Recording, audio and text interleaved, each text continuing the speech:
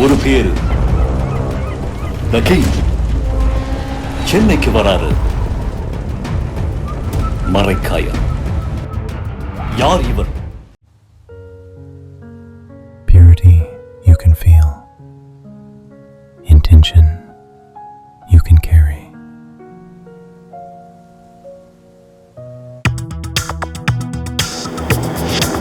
Delivering smiles all around the professional careers.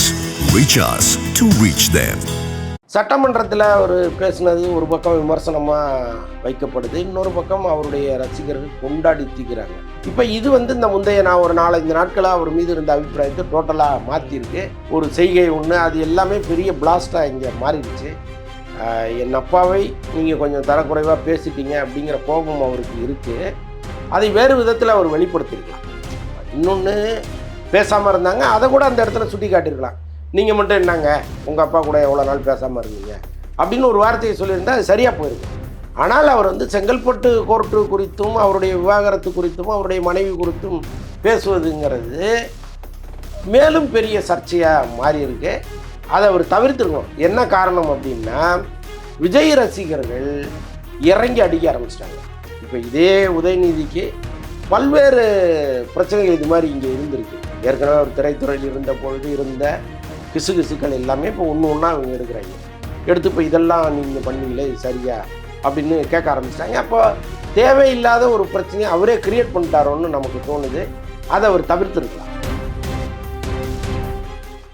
ஆகாயம் நேயர்களுக்கு வணக்கம். இன்னைக்கு நம்ம கூட வலைப்பை சந்தனன் அவர்கள் இணைஞ்சிருக்காங்க. வணக்கம் சார். வணக்கம் சார். முதல்வர் விஜய் அவர்களோட சட்டசபை பேச்சு ஏதாச்சும் மாற்றம் எதுவும் வந்திருக்கா அவர் பேசுறதுல? சட்டமன்றத்தில் அவர் பேசினது ஒரு பக்கம் விமர்சனமாக வைக்கப்படுது, இன்னொரு பக்கம் அவருடைய ரசிகர்கள் கொண்டாடி தீக்கிறாங்க. ஏன்னா கடந்த ஒரு 4-5 நாட்களாக சட்டமன்றத்தில் எல்லா விவாதங்களையும் முதல்வர் விஜய் உட்காந்து பார்த்துட்டே இருக்கார்.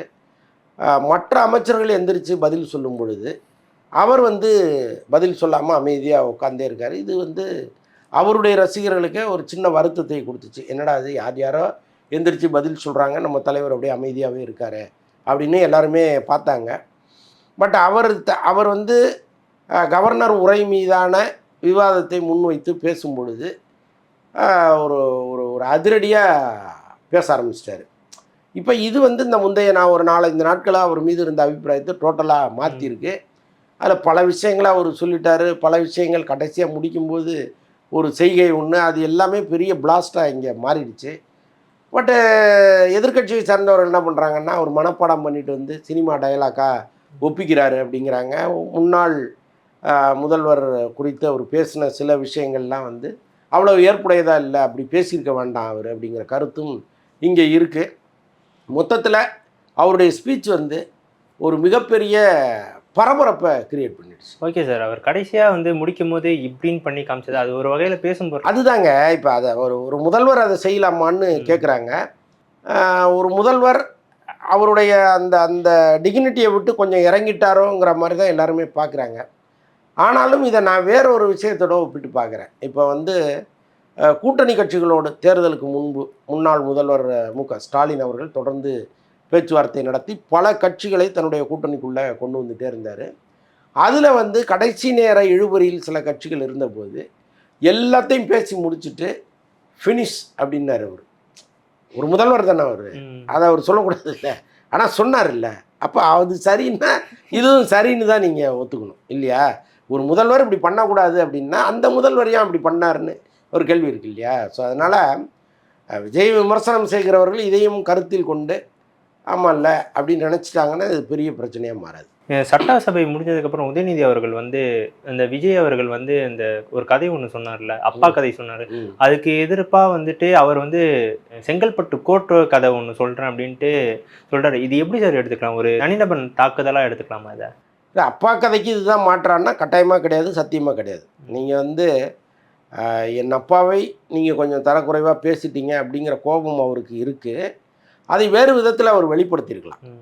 இன்னொன்று, முதல்வர் விஜய் அவர்களுக்கும் அவங்க அப்பா அவர்களுக்குமே ஒரு மனத்தாங்கல் இருந்துச்சு. 2 பேரும் பேசாமல் இருந்தாங்க. அதை கூட அந்த இடத்துல சுட்டி காட்டியிருக்கலாம். நீங்கள் மட்டும் என்னங்க உங்கள் அப்பா கூட எவ்வளோ நாள் பேசாமல் இருந்தீங்க அப்படின்னு ஒரு வார்த்தையை சொல்லியிருந்தால் அது சரியாக போயிருக்கும்.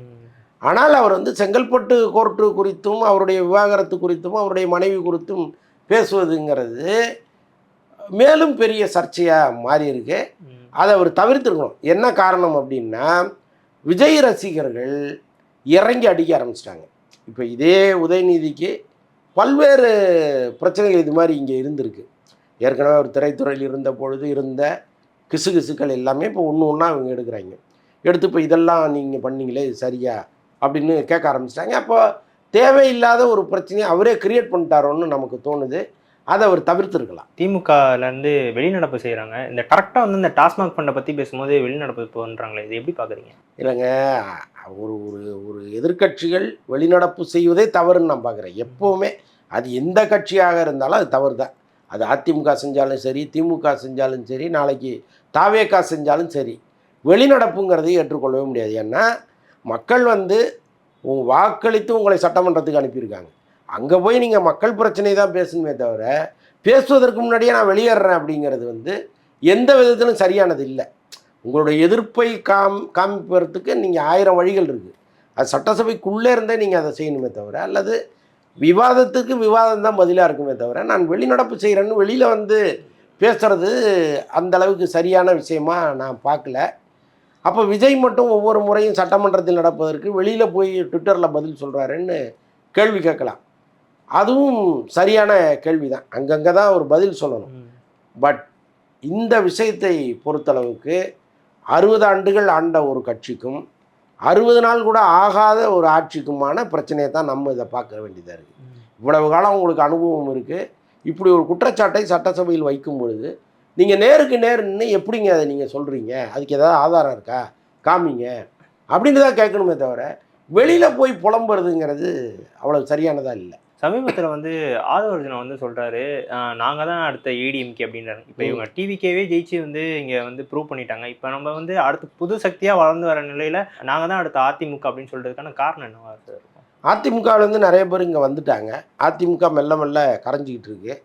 ஒருவேளை நாளைக்கு பொது தேர்தல் வந்ததுன்னா அதிமுக இதே புத்துணர்ச்சியோட தேர்தல் அணுகுமாங்கிறது தெரியல. ஸோ அப்படி ஒரு சூழ்நிலைக்கு அந்த கட்சியை மாறிடுச்சு. நிறைய தினந்தோறும் ஆயிரக்கணக்கானவர்கள் வந்து மாற்றுக் கட்சியை நோக்கி படையெடுக்க ஆரம்பிச்சிட்டாங்க. என்ன காரணம்னா, அதிமுகவுக்கு எதிர்காலம் இல்லைங்கிற எண்ணம் அவங்களுக்கே வந்துடுச்சு. ஸோ இதைத்தான் அவர் வந்து சொல்கிறாரு.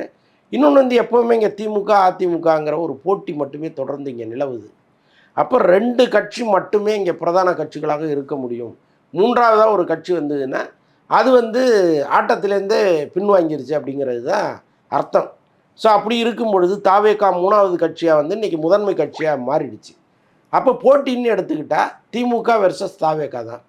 அப்போ இது நாள் வரைக்கும் இருந்த அதிமுகங்கிறது இல்லாமல் போகும்போது நாங்கள் தான் உண்மையான அதிமுக அப்படிங்கிற அளவுக்கு அவர் சொல்கிறாரு. சொல்ல முடியாது.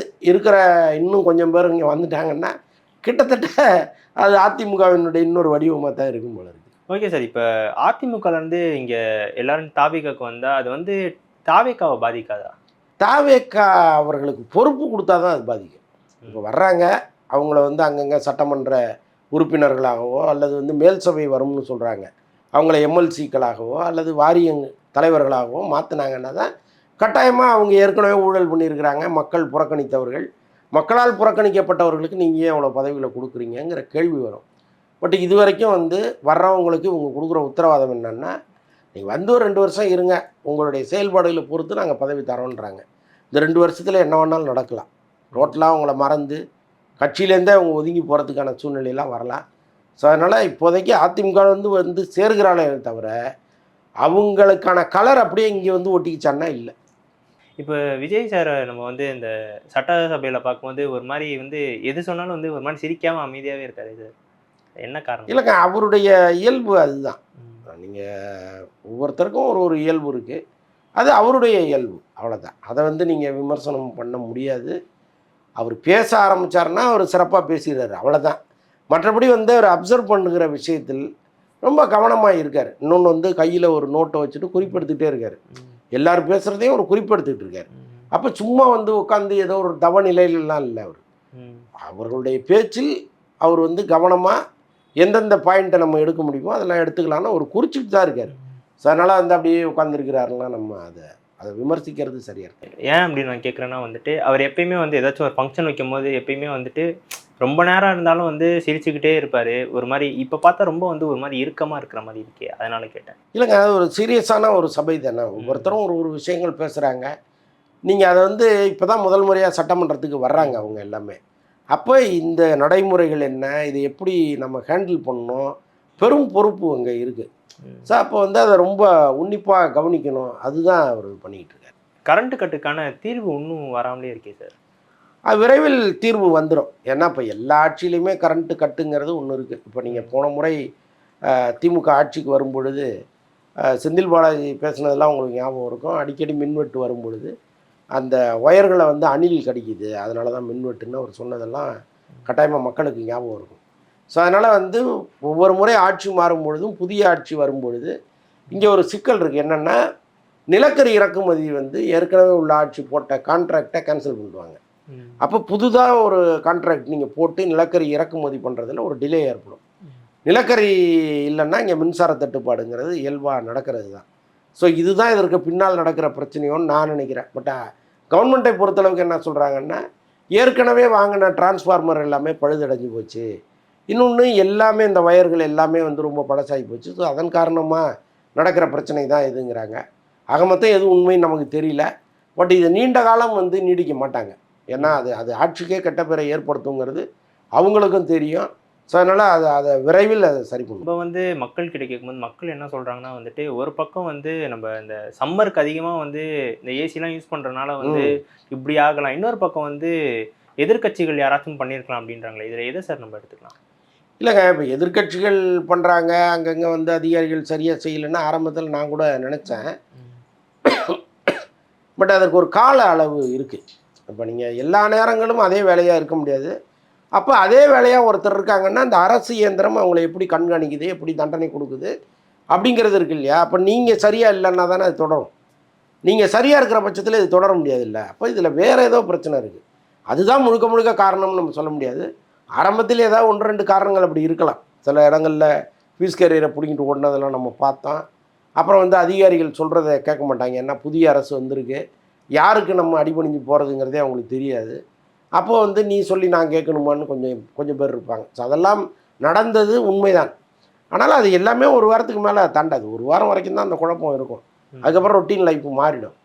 இப்போ இதில் தொடர்ந்து நடந்துக்கிட்டு இருக்கு அப்படின்னா என்ன உண்மையான காரணம்னு நமக்கு தெரியல. இன்றைக்கி நடந்த சட்டசபையில் வந்து எடப்பாடி அவர்கள் வந்து பெருசாக வந்து இதுவே பண்ணிக்கவே இல்லை சார். இல்லை, ஆக்சுவலாக இன்றைக்கி நடந்த பிரச்சனைங்கிறது திமுக வெர்சஸ் தாவேகா தான். அதில் அதிமுக எங்கேயுமே வரல. இன்னொன்று திமுகவுக்கு ஆதரவாக அதிமுகவினர் இறங்கினாங்கன்னா பார்த்திங்களா, நம்ம ஏற்கனவே சொன்னோம் இவங்களுக்குள்ள ஒரு அண்டர் டீலிங் இருக்குது அப்படிங்கிறது வெட்ட வெளிச்சமாக மாறிடும். இவங்களும் அதை வந்து பொதுமக்கள் முன்னாடி வைக்க ஆரம்பிச்சிருவாங்க. அப்போ இது அமைதியாக வேடிக்கை பார்ப்பது தான் சரின்னா ஒரு அமைதியாக வேடிக்கை பார்த்துட்டாரு. இன்னும் சொல்ல போனால் விஜயினுடைய பேச்சே ஒரு ரசிச்சார். ரொம்ப ஒரு சிரித்த முகத்தோடு உட்காந்து ரசித்தார். ஒரு அப்பா கதை சொல்லும் போதெல்லாம் ரொம்ப ரசித்தார். அதை நான் பார்த்தேன். ஸோ அதனால் வந்து அவரை பொறுத்தளவுக்கு ஒரு திரிசங்கு சொர்க்கம் தான். இப்போது இவருக்கும் சப்போர்ட் பண்ண முடியாது, அவருக்கும் சப்போர்ட் பண்ண முடியாது. அப்போ அமைதியாக உட்காந்து வேடிக்கை பார்ப்பது தான் சரின்னு உட்காந்து. நடுவில் வந்து சீமான் அவர்கள் வந்து நான் வந்து ப்ரெஸ் மீட்டே சந்திக்க மாட்டேன் அப்படின்ட்டு ஒரு இது எடுத்தார். அது ஒர்க் அவுட் ஆகாமல் இப்போ திருப்பி ப்ரெஸ் மீட் கொடுக்க ஆரம்பிப்பாரா? இல்லை, அவர் கொடுத்தான்னா கொடுக்கலன்னா அது யார் இங்கே அவ்வளோ சீரியஸாக அதை எடுத்துக்கிறா? அவருடைய ஸ்பீச்சை யாருமே சீரியஸாக இங்கே எடுத்துக்கல. அது வந்து ஒரு ஃபன் மெட்டீரியலாக மாதிரி ரொம்ப காலம் ஆச்சு. அவர் பேசின தமிழ் தேசியம்லாம் நீர்த்து போய் ஊசி போச்சு. அதுக்கப்புறம் அவர் பேசுனது எல்லாமே வந்து ஃபன் மெட்டீரியல். அந்த சோசியல் மீடியாவில் அவங்க போட்டு ட்ரோல் பண்ணுறதுக்கான ஒரு மெட்டீரியலாக அது மாறி போச்சு. ஸோ அதனால தான் அவர் ஐயோ நம்மளை கண்டுபிடிச்சிட்டாங்களே, நம்முடைய ஒரிஜினல் இதுதாங்கிறது தெரிஞ்சு போச்சு, அதனால தான் மக்கள் நம்மளை புறக்கணிச்சிட்டாங்க, இனிமேல் நம்ம பேசாமல் இருக்கிறது நல்லது, நம்ம வாய் தான் நமக்கு எதிரி அப்படின்னு தெரிஞ்சே அவர் ஒதுங்கினார்.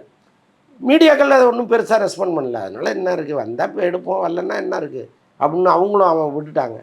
ஸோ அதனால் இப்போ வெளியில் பேச ஆரம்பிச்சிருக்கிறார் என்னவோ தெரியல. எப்படி இருந்தாலும் அவரை பொறுத்தளவுக்கு அவர் இனிமேல் வந்து எவ்வளவு தான் போராடினாலும் இந்த 4% கூட அவரால் இனிமேல் வாங்க முடியாது.